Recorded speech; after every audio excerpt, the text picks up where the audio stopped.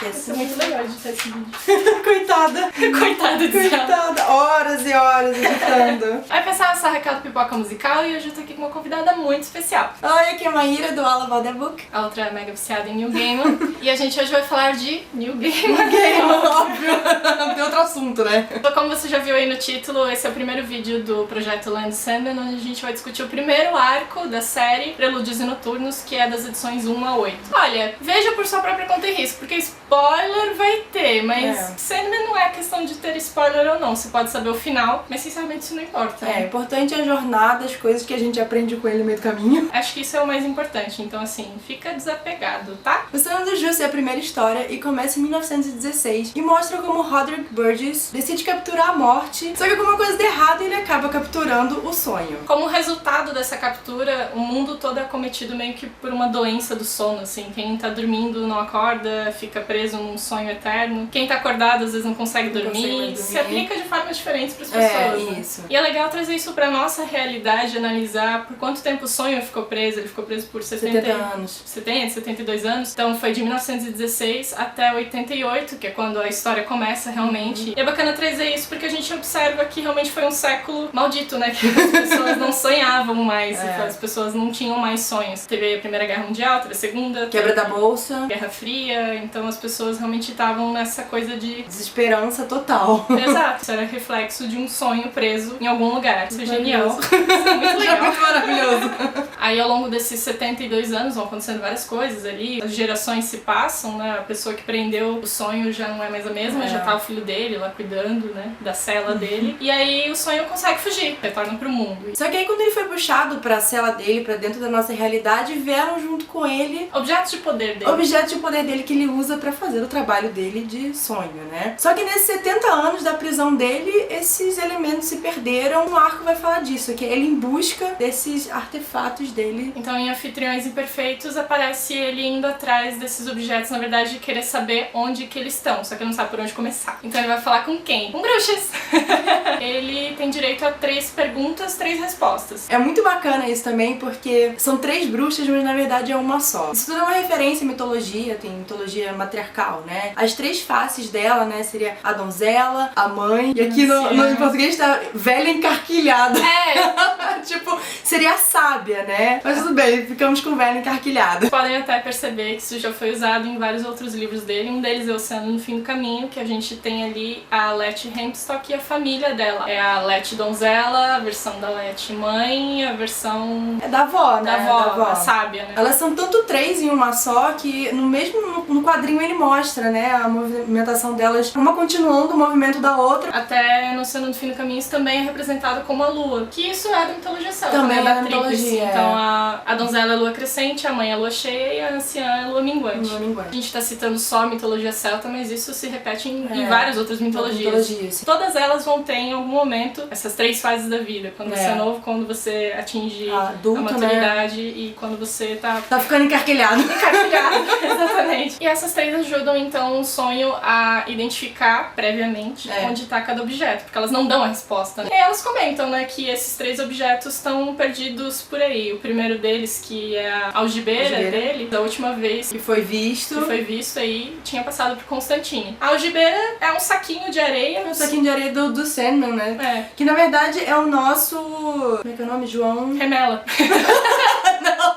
Remela é ótimo. João Pestana, que vai jogar areinha nos olhos das pessoas dormirem, né? Isso também não é só na nossa mitologia. A primeira vez que foi mencionado foi nas histórias do Hans Christian Andersen. Como um personagem mesmo do folclore europeu. Então Sandman seria essa entidade que cuida dos sonhos das pessoas. E sobre o Elmo, eu tava conversando com a Raquel porque eu acho que não ficou muito claro pra mim qual que era realmente a função, assim, física. Tipo, ele põe um elmo pra fazer não sei o que lá. Não é muito claro isso, né? Mas parece que é uma coisa que se desenvolve depois também. É uma espécie de coroa dele, é o que identifica ele em vários planos, né? E esse elmo, então, ele descobre, graças às bruxas, que ele está lá no inferno. Tá com um demônio lá no inferno. Aí ele pergunta qual, e elas não respondem porque é só uma pergunta. O terceiro elemento é o rubi, ou a pedra dos sonhos, tem vários nomes ali, que é o sonho em formato sólido. Essa pedra foi passada de mãe para filho, é a informação que elas dão pro sonho, e ele vai conseguir essa informação perguntando pro pessoal da Liga da Justiça. Mais uma galera aí do universo DC que entra na história. E aí essa pedra, ela não pode cair em mãos mãos de humanos, assim, porque é muito poderosa. O sonho é uma coisa muito poderosa. Então, a história desse arco, na verdade, é o Sandman sendo preso, sendo solto e indo atrás desses 3 elementos dele. E é um arco também de apresentação do personagem, né? Toda uma releitura diferente, vista dos olhos de Neil Gaiman. Os perpétuos não são deuses, né? É. Que a gente venera e tudo mais. Eles são forças no estado bruto. A morte, ela fala isso, ela fala muito bem, peraí. Você é simplesmente o mais idiota, o mais egocêntrico e ridículo arremedo de personificação antropomórfica deste e de qualquer outro plano da existência. É, exato. Essa descrição. Não sei se vale a pena a gente entrar tanto em detalhe agora. Acho que ele vai ser apresentado também aos poucos. Isso. Também. Assim como a galera lá em 1988 não sabia, então vocês também vão descobrir enquanto leem. Em Sonhe um Breve Sonho Comigo, que é a primeira história que mostra realmente ele já indo atrás dos objetos dele, a gente tem a participação mega especial do John Constantine. É muito legal e é importante explicar por que ele aparece nesse universo. A série de quadrinhos Sandman pertence a DC Comics. Na época não existia esse selo chamado Vertigo, que é a linha de quadrinhos mais adultos. Sabe os filmes, séries, quadrinhos da Marvel, que a gente vê um super-herói cruzando com o outro, mas eles são de histórias diferentes e se juntam? É mais ou menos isso. Esses personagens, o Sandman, Constantine, Batman, a Liga da Justiça, tudo, pertencem ao universo da DC Comics. Então era natural, principalmente naquela época em que eles estavam reformulando todo o universo em que se passavam as histórias da DC, era importante trazer um personagem pra dentro dessas histórias. São tipo uma conexão, né? Uma conexão, tipo, inserir o Sandman dentro do universo DC, enfim. Inclusive, o personagem do Sandman foi reformulado pelo Neil Gaiman. Tudo que ele recebeu foi um briefing maravilhoso. Foi tipo, ó, esse aqui é um cara denominado Sandman, mas o nome dele é Wesley Dodds. E é isso. Faça o que você quiser. Ele usa uma máscara de gás. Ele usa máscara de gás e tal. É um personagem lá dos anos 30, 40, mais ou menos. E o Wesley Dodds era um cara que... Ele era tipo o Batman, assim, que se inspirava no morcego. E o Wesley Dodds se inspirava no Sandman. Não o Sandman do Neil Gaiman, o Sandman de João Pestana. Ele não era um cara com superpoderes. Ele era um cara que vestia uma roupa diferente e fazia as paradas dele. Inclusive, ele menciona isso, né? Aqui, ó. Wesley Dodds dorme em sonho dos justos. Parece ele já com a máscara dourada. Então. Galera da DC, tá aqui o cara. Agora o resto fui eu que fiz. Essa história do Constantine eu acho muito genial. Ela é muito engraçada. O Neil Gaiman realmente conhecia o personagem. É o Constantine puro ali. Aquele humor, aquele sarcasmo. Não mexe com ele, que a família dele é toda esquisita. Como é que é o nome da doida lá? A Hatch louca. Ele faz o comentário dela, tipo, eu tenho 247 anos. Ele fala, pior que ela tem 247 anos. Constantine ajuda o Sandman a encontrar a algibeira dele, que tá com a ex-namorada do Constantine. Nesse arco a gente vai ver como o Sandman consegue fazer as coisas boas com as pessoas e as coisas ruins. Nesse aqui ele até faz uma coisa positiva, porque a mulher tá louca com aquela algibeira. Tá louca. A mulher fica lá, ela fica meio que uma viciada, assim, uma drogada. Então ela já tá num estado muito avançado. Constantine até fica abalado de ver ela, assim, daquela forma. Então o Sandman, quando recupera a algibeira dele, ele dá um sonho paz, bom né? pra ela morrer. Morrer em paz. Não é que ele matou ela, já tava meio... Na verdade, ele fala que até a única coisa que manteve ela viva foi a algibeira. E aí a gente tem até mais um breve aceno do Neil Gaiman pro universo da DC, que no finalzinho dessa história, Constantine vê o que o sonho fez com a ex-namorada dele, de dar um sonho mais em paz, e ele menciona, então eu ainda tenho pesadelos com o que aconteceu em Newcastle. Isso é uma coisa lá da história do Constantine mesmo. Então você não pode ajudar ele nesse quesito, assim, pra parar de ter esses pesadelos. E ao que dá a entender, ele ajuda, né? Realmente, joga a areinha dele. Aí então vamos para uma das histórias mais significativas, marcantes, e eu acho que é uma das grandes marcas mesmo de Constantine. É ótimo, o pessoal ainda tá lá com Constantine. Só sabe falar dele. Só sabe falar Constantine, chata. Uma das histórias mais marcantes do Sandman, que é quando ele vai para o inferno pra recuperar o elmo dele. É bom que ele começa falando, vou ter que encontrar com a estrela da manhã, né? Eu acho muito maneiro isso, ele usar o nome de Lúcifer, né? Tipo, ele fala Lúcifer, ele fala estrela da manhã. Quando ele chega lá, ele já descobre que não é só Lúcifer que comanda o inferno, né? Que eles estão no triunvirato. Pede permissão, então, pro Lúcifer pra poder encontrar o demônio que tá com o elmo dele. Só que como o demônio conseguiu o elmo de forma legítima, se não me engano, isso foi com um pacto feito com um humano, então o Sandman tem que tirar o elmo de forma legítima também. Então ele desafia ele pra um duelo lá. Só que esse duelo, essa é uma das coisas interessantes também. O demônio escolhe onde vai ser, e ele diz, eu escolho a realidade, onde o sonho, teoricamente, estaria mais enfraquecido. Só que ele não contava com a astúcia! Astúcia é muito isso, né? Você não contava com a minha astúcia. Eles começam um um diálogo lá de você apresenta um conceito e outra pessoa tem que apresentar um conceito que é mais forte. Que é mais forte. E eles começam, sei lá, eu sou uma mosca voando, não sei o que. Ah, eu sou um sapo que pega mosca. Tá, eu sou a cobra que come o sapo. A gente tá adaptando pra nossa memória. Nossa memória, todo mundo tava se inventando, não. O cara fica puto, fala, eu sou a antivida, eu sou um negócio que destrói tudo. Todo empolgado lá, ele fala 45 coisas, Sandman vira pra ele e fala, eu sou a esperança. Porra! Não é foda? Sério, olha só, a gente fica até arrepiado. Porque aí você vê o papel do sonho e a questão da esperança ali no inferno. Porque logo depois que ele ganha do cara nisso, e aí ele fala pro Lúcifer que ele não pode morrer ali no inferno. O inferno perderia o poder também. O inferno é um lugar que transborda de esperança e de sonho. Que o Lúcifer diz pra ele que o sonho não tem poder nenhum no inferno. O sonho fala que poder teria no inferno se as pessoas que aqui estão aprisionadas não pudessem sonhar com o céu. Até é legal ver esse tipo de diálogo ali, que aí você pergunta, realmente, qual é o poder do sonho ali? Se a gente trouxer isso pra nossa realidade, é a mesma coisa assim, sei lá, pessoas religiosas. Você não tem por que temer o inferno e o diabo se você não acredita em Deus. Se você é temente a algo, então você tem aquela esperança, aquele sonho, aquela vontade de mudar, então aquilo passa realmente a existir. A esperança move você. Vive e se materializa dependendo da sua crença nela. Uma coisa que eu achei muito legal também nessa batalha, eu acho que foi a primeira vez que é apresentado, né? Se você lê Sandman, você vê que todo o balãozinho de fala dele é preto, e a princípio você talvez não dê importância, tipo, ok, o balãozinho dele é preto. Que o sonho, ele na verdade ele pode tomar qualquer forma. Então é uma forma de você não se perder nisso, assim, de quem que tá falando realmente, né? Quando ele muda de forma. Quando ele muda de forma, você vai saber que é ele que tá falando. E nessa história do inferno, realmente ele assumiu uma forma pra falar com alguém que tá lá. Agora eu esqueci, acho que é a Nada. Quem é esse cara que apareceu na história? Não, o balãozinho é preto, é o sonho. O Lúcifer é basicamente o David Bowie. É o David Bowie. E a gente vê também outras referências, né? Se vocês jogarem no Google o nome do vocalista do The Cure, é a cara do sonho. A morte é a guria do outra banda que eu não consigo falar o nome, Sif. A morte é a cara dela, então são várias referências pros personagens. Né? Depois de ele recuperar a algibeira e o elmo dele, então ele parte em busca do Rubi, a Pedra dos Sonhos, que tá com o John Dee, que é o Doutor Destino. Ele tá lá no Asilo Arkham. E ele consegue fugir da prisão. Então a gente tem a parte paralela que o Sandman tá procurando onde é que tá a tal da pedra, né? Ele descobre que tá numa cidade chamada Mayhem. E o Doutor Destino também tá indo lá porque ele sabe que tá num galpão, enfim, tá indo lá buscar de volta a pedra dele. E quando o Sandman chega antes dele, porque ele vai se transportando pelo sonho das pessoas, ele chega nessa cidade, ele encontra o galpão,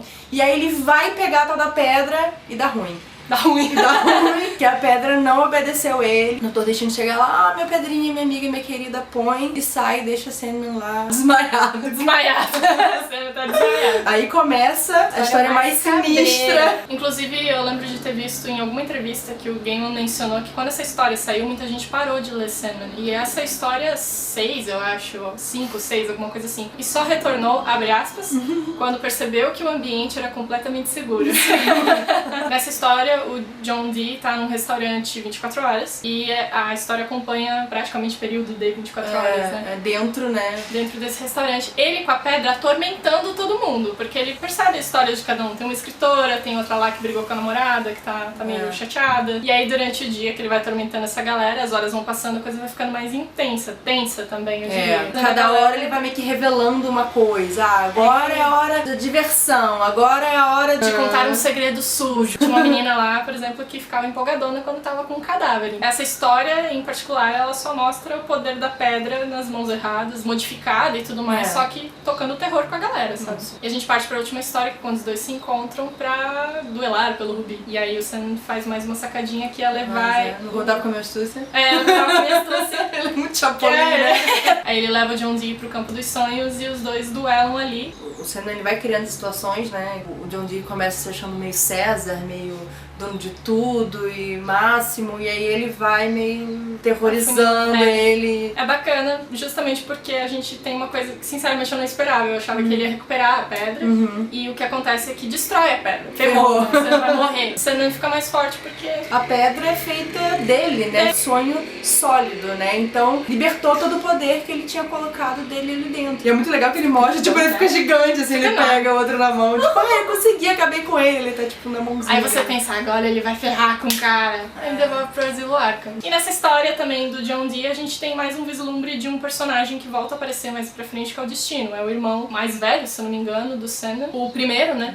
O Destino, que aparece lá ele com um livro, né? Onde os destinos estão escritos. É muito bom que ele fala assim, foi a primeira vez que o Destino teve medo de virar a página. E isso é legal também, que é um vislumbre de um personagem que aparece mais à frente, assim como já aconteceu antes com... com a Unity. A Unity. Vai ser importante. também. Ela aparece lá na primeira história, tipo, você acha que ela vai ser totalmente coadjuvante, assim, aparece um pouquinho dela e tal. Quando mostra o reflexo, né, da falta do sonho, quando o sonho volta. E, cara, ela vai ser importante pra caramba lá na frente, né? Também quem mais que aparece, que eu lembro que tinha... Ah, o bibliotecário, Lucien. O bibliotecário do sonhar. O sonhar é um conceito legal, assim. O sonhar é o castelo, é o universo do Sandman. É o reino é o dele, reino né? dele, isso. Cada um dos irmãos tem o seu próprio reino. E aí o Sandman tem o reino do sonhar. É legal porque é lá onde todos os sonhos estão depositados. E a biblioteca é legal porque não é... Isso não fala nessa história, eu só tô contando pra vocês porque eu acho isso muito genial. A biblioteca não é só um lugar onde estão as histórias, é onde estão as histórias não escritas. E eu acho que fala Fica mais também à frente. um pouco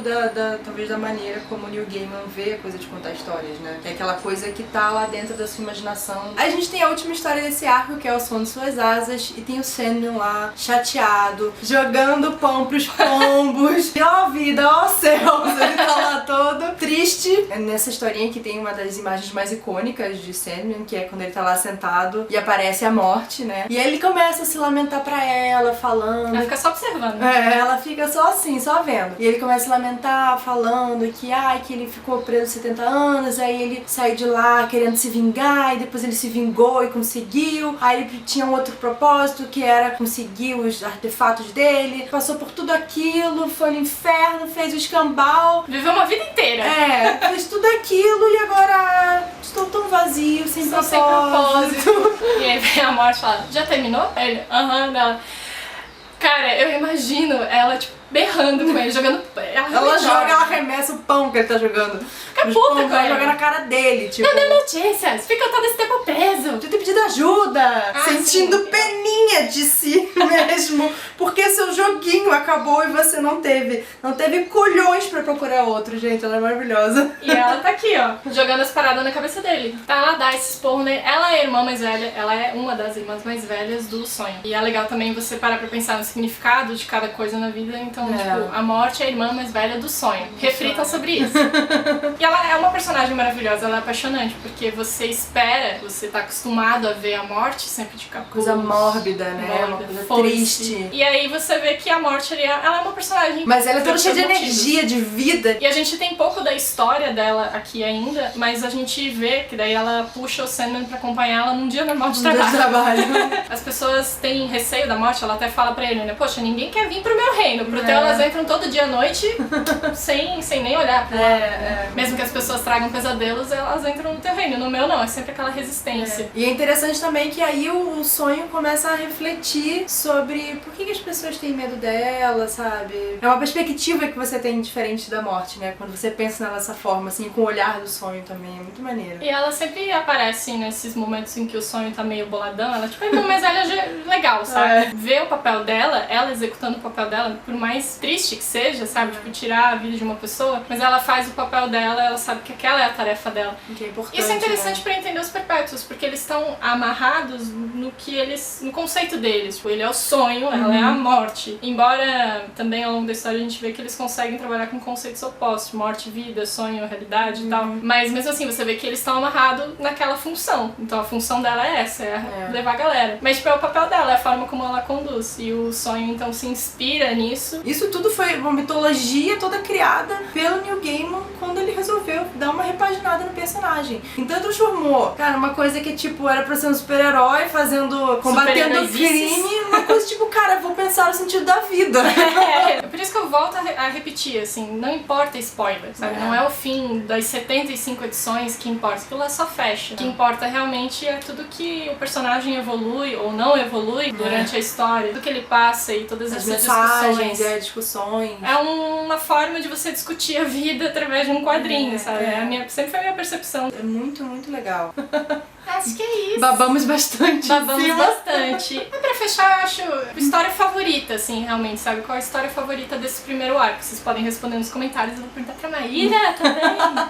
Eu acho que a minha é essa última, porque eu acho que é uma maneira de fechar esse arco. O próprio Sandman e a gente tem uma perspectiva de tudo aquilo que ele viveu e que ele passou, e desses 70 anos que ele ficou preso, e da própria busca de ter um sentido nisso tudo, né? Uma motivação. E aí você tem a morte pra te ensinar essa perspectiva, sabe? Então eu acho perfeito, assim, é maravilhoso. Ai, interessante também que as pessoas sempre falam, sei lá, quando tem essas coisas de eu quase morri atravessando a rua, eu quase... As pessoas mudam, né? Essa experiência me ensinou a ver que eu tenho que valorizar a minha família, que eu tenho que valorizar não sei o quê, que eu tenho que parar de me incomodar. A gente viver sempre cada aprende dia algo. mais. E isso tá de forma muito literal dentro de Sandman. É verdade. Né? É genial, é muito legal. Eu gosto muito dessa história também, um som de suas asas. Mas eu acho que eu vou ficar com uma esperança no inferno. Eu acho realmente impressionante a forma como o sonho vai lá e dialoga e como ele, sabe, não é roteirizada a parada, tipo, eu vou lá e vai acontecer isso, eu vou fazer isso. Não, ele chega lá, vai pegar o elmo, não sabe nem com quem tá. E ele chega abalando e ele sai abalando, sabe? Você trazendo isso pra sua realidade, é isso, os medos que você tem, as esperanças que você tem, o poder disso. Eu acho que isso é muito importante na história também, mas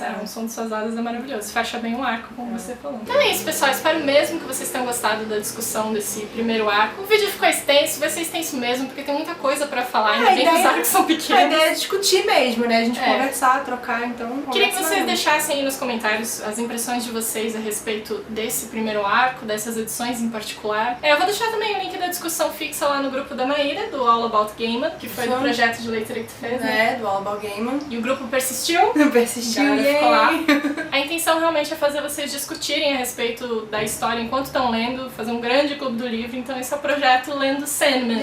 Muito obrigada por me receber aqui no domingo de manhã, pra gente gravar e fazer essa primeira discussão junto. Eu acho que foi bem importante, porque acho que sozinha eu ia ficar falando as minhas impressões só, e o legal foi sentar aqui é muito legal trocar, né? Trocar, muito bom. Se vocês gostaram dessa questão aí de dupla dinâmica apresentando, deixa aí nos comentários pra eu ver se eu arranjo mais gente pra fazer essas discussões em cada arco. Eu acho muito positivo, espero que vocês gostem também. Se você ainda não tá inscrito no canal da Maíra, corre pra se inscrever, porque os vídeos dela são muito legais. O especial dela de Neil Gaiman foi foda, ela tem uma coleção maravilhosa de livros, coisas muito bacanas pra discutir com vocês. Gosto muito dos seus vídeos, de verdade. Obrigada!